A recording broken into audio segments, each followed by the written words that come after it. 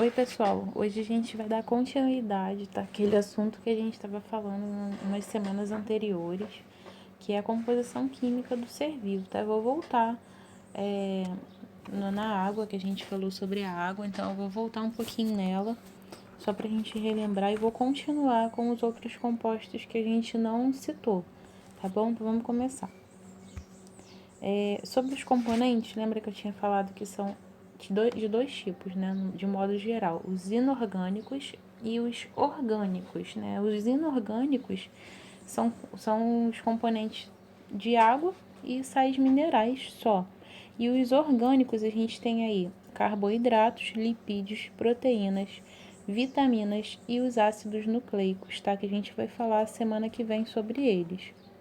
Hoje a gente vai parar nas vitaminas. Eu decidi fazer isso porque o conteúdo sobre os ácidos, ele é bem complexo. Então, o nosso slide ia ficar um pouquinho grande, nosso vídeo ia demorar muito para carregar, né? E ia ficar muito extenso e cansativo também para vocês, tá? Então, vamos começar aí relembrando sobre a água, né? A água é o componente mais abundante da matéria viva. O nosso corpo tem uma quantidade de água muito grande.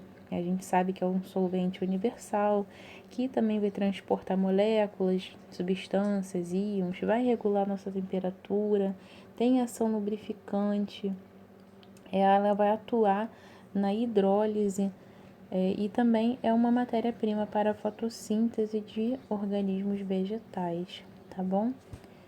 Coloquei aqui para vocês também outras informações, né, que por onde a gente consegue eliminar essa água. A água ela é eliminada através do suor, né, quando o seu corpo atinge uma temperatura diferente da normal, o seu corpo vai expelir água, né, a gente vai liberar água para poder regular a temperatura, para a temperatura voltar ao normal.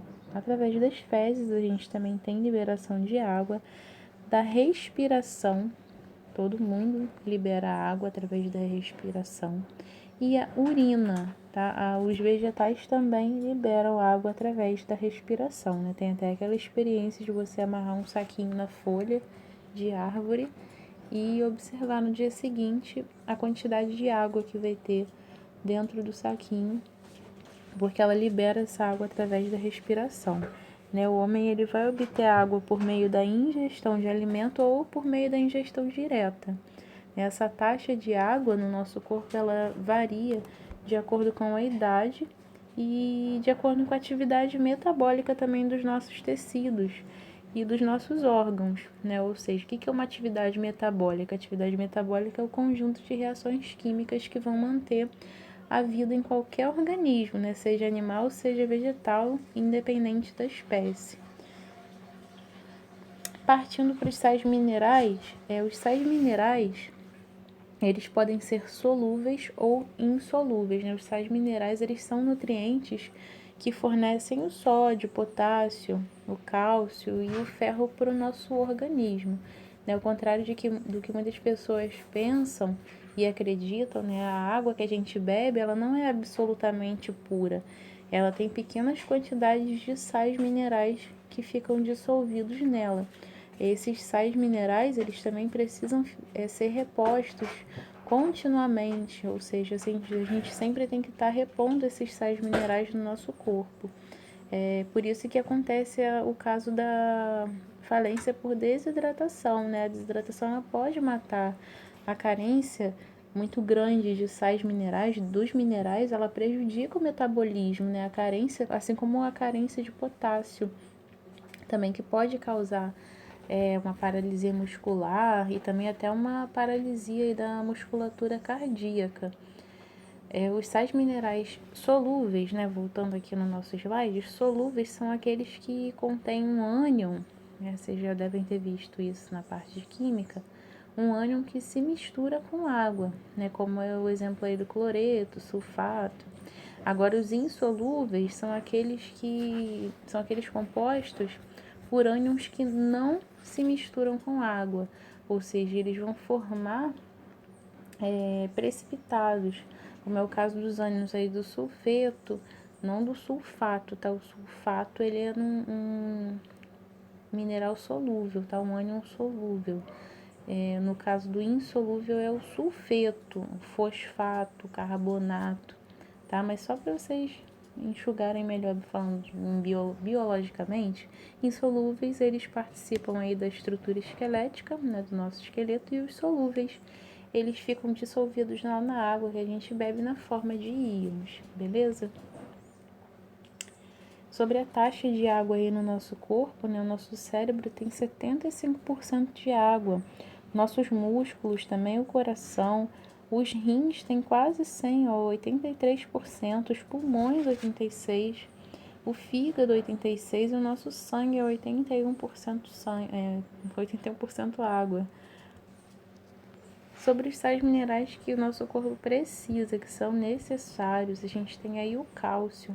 Né? O cálcio a gente consegue encontrar aí no leite, nos derivados, na gema de ovo, cereais, nos legumes verdes como brócolis, no abacate, enfim. O cálcio é um sal que vai participar da formação de ossos e de dentes. Além disso, ele também tem uma participação na coagulação sanguínea e vai regular uma grande quantidade também de funções celulares, né? Ele vai agir também na colaboração das funções da célula, incluindo aí nessas funções o processo de contração muscular, né? Foi o que a gente falou no início aí, que a carência, né, do potássio, do cálcio, ele acaba atingindo aí a pessoa uma paralisia muscular até cardíaco, né? Então, como eu falei para vocês aí no slide, né, contração muscular, coagulação e os exemplos aí de onde a gente encontra os sais de cálcio. Os outros exemplos a gente tem o ferro, né? O ferro ele é o componente principal da hemoglobina do nosso sangue. Esse sal mineral ele está responsável e relacionado com o transporte de oxigênio no nosso corpo. A gente encontra em alimentos como o fígado, coração, gema de ovo, os vegetais verdes também, na beterraba, no feijão e também nos cereais. Sobre o fósforo, ele quando está unido, né, junto ao cálcio, ele vai participar da composição de ossos e de dentes também. É um sal relacionado com a produção de energia e é um dos principais componentes aí dos ácidos nucleicos, que a gente vai ver semana que vem. Ele pode ser encontrado em leite, derivados, né, do leite, carnes, pães, ovos e também em cereais. Então dá para ver que os cereais eles têm bastante sais minerais incluídos nele. Em relação ao iodo, é um sal que é fundamental para o funcionamento adequado, né, normal da tireoide, da glândula tireoide, porque ele está relacionado com o nosso metabolismo. A gente encontra o iodo em frutos do mar e também no sal de cozinha iodado, né? Atualmente, todos os sais de cozinha eles são iodados, que não acontecia há muitos anos atrás. Sobre os sais de potássio, né, o potássio ele está relacionado com a contração muscular e também com a atividade nervosa, né, dos nervos. Ele vai ajudar na excitabilidade elétrica lá para um impulso nervoso. Além disso, ele também é um regulador de batimento cardíaco. A gente encontra o potássio em frutas, em cereais, de novo, em leite, de novo, e em carnes. Em relação ao flúor, né, o flúor ele está relacionado aí na composição também de dentes e ossos, né, tanto que alguns cremes dentais têm o flúor para poder dar uma força aos dentes. Além disso, também a gente tem aí a relação do flúor com a prevenção das cáries, como a gente citou. A gente encontra o flúor na água fluorada, que não é muito fácil, né? Mas tá na sua torneira. Então, hoje em dia também a gente tem esse acréscimo do flúor em algumas represas, né? Alguns lugares eles adicionam o flúor aí na água. Em relação aos componentes orgânicos, a gente tem aí os carboidratos, lipídios, proteínas e os ácidos, que a gente vai ver semana que vem. Vamos falar um pouquinho sobre os carboidratos, né? Os carboidratos, eles são muito importantes, são biomoléculas muito importantes. A gente também pode ver em alguns lugares o carboidrato como hidrato de carbono, glicídio ou também açúcar. Qualquer um dos três é a mesma coisa do carboidrato, tá? E são formados principalmente de carbono, hidrogênio e oxigênio. A gente diz que o carbono é a biomolécula que mais tem na natureza, é a mais abundante, né? A função dele é basicamente energética e ele tem funções que vão garantir a energia para a célula. Estão também relacionados com a estrutura dos ácidos nucleicos e com as funções estruturais. Né? No que diz respeito aí à estrutura, a gente pode falar da celulose, dos vegetais, e da quitina, que está no exoesqueleto dos artrópodes, né? Siri, caranguejo e alguns insetos. Agora sobre a divisão, né? A gente tem aí 3 divisões, os monossacarídeos, a gente vai falar sobre. Eu botei aqui para vocês os oligosacarídeos e os polissacarídeos, tá? Então, falando sobre os monossacarídeos, são carboidratos simples, tá? São formados a partir de outros carboidratos mais complexos, tá? Que vão ser, no caso, os disacarídeos e os polissacarídeos ou oligosacarídeos, que é a mesma coisa. Os monossacarídeos, eles são classificados de acordo com a cadeia de carbono. Os exemplos que a gente tem é a glicose, galactose e frutose. São os 3 tipos de monossacarídeo. Tá? Monossacarídeo é um carboidrato simples, resumindo. Sobre os oligosacarídeos, ou também que a gente chama de polissacarídeos, disacarídeos, é a formação de a junção de 2 carboidratos, tá? 2 monossacarídeos. Então, a junção de 2 monossacarídeos por meio de ligação glicosídica, ou seja, ligações de glicose, forma um oligosacarídeo, ou o que a gente chama de disacarídeo. Di vem de 2, né?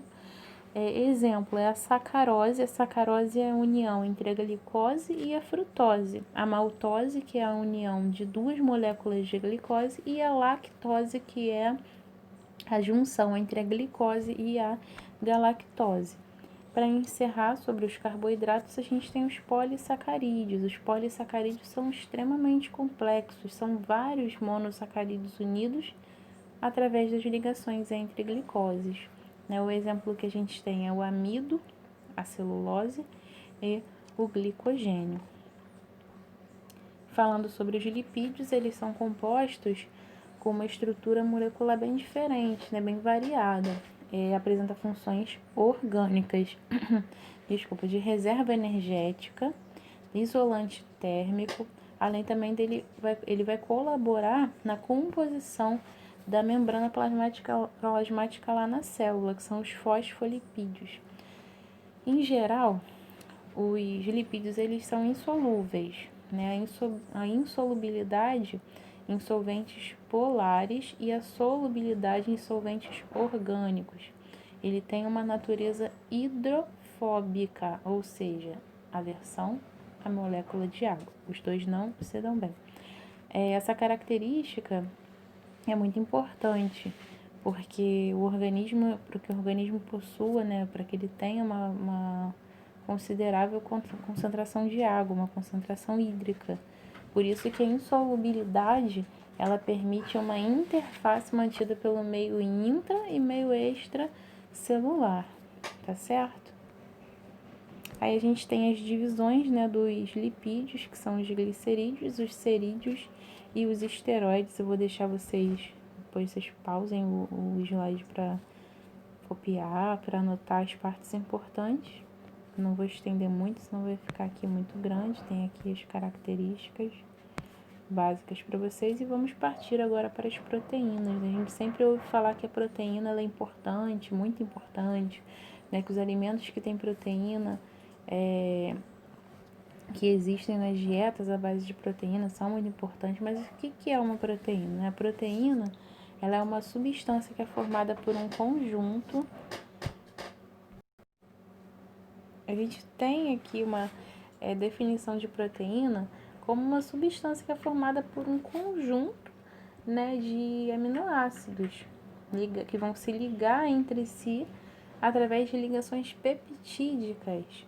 Os aminoácidos, né, definindo, eles são moléculas que são formadas de carbono, hidrogênio, oxigênio e nitrogênio. Tá bom? Então a proteína nada mais é que um conjunto desses aminoácidos que vão estar ligados entre si, tá bom? Agora, quais são as funções, né, que a proteína pode exercer? A proteína, ela exerce diversas funções no nosso organismo, né? Ela vai participar, por exemplo, da composição das nossas células, tá? Ela tem uma ação construtora, uma função construtora de modo geral, né? Não existe nenhum processo biológico em que a proteína não esteja envolvida, para vocês terem noção, né? Dentro dessas funções, a gente pode falar que ela atua como enzima, ela está ligada na contração muscular, na parte hormonal também, como exemplo aí a gente tem a insulina, os anticorpos, né, as proteínas, elas atuam na defesa do nosso corpo, a coagulação do sangue, né, a fibrina, que é uma proteína, ela vai impedir que o sangue passe pelo cortezinho lá que foi feito, o transporte de oxigênio, ou seja, a hemoglobina aí está relacionada com o transporte também no nosso sangue. Então, a proteína, ela tá em qualquer cantinho ali do seu corpo atuando de várias maneiras. Sobre as vitaminas, o que a gente pode falar sobre as vitaminas? O que é uma vitamina? A vitamina, ela é uma substância do nosso corpo que a gente não produz, né? A gente ingere. Ela tem que fazer parte da nossa dieta, né? A gente não tem a capacidade de produção dessas vitaminas. A fonte que a gente tem para isso são as verduras, os legumes e também as frutas. Às vezes a gente encontra também carne, leite, ovos e, de novo, os cereais. Né? As vitaminas, elas têm uma função bem grande também no nosso corpo, atuando aí no desenvolvimento e no metabolismo orgânico, tá? Elas funcionam também como aditivos, né? Elas são indispensáveis no mecanismo de produção de energia, mas sempre em quantidade pequena.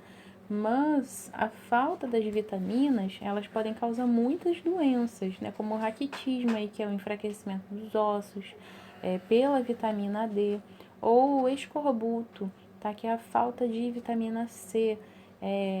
Essa doença, né, ela ficou conhecida aí há quase 2 séculos atrás, quando matou tripulações inteiras, né, pela falta de vitamina C. Os marinheiros, eles enfrentavam viagens muito longas comendo só pão e coisa em conserva. Então, a ausência de vitamina C matou muitas tripulações.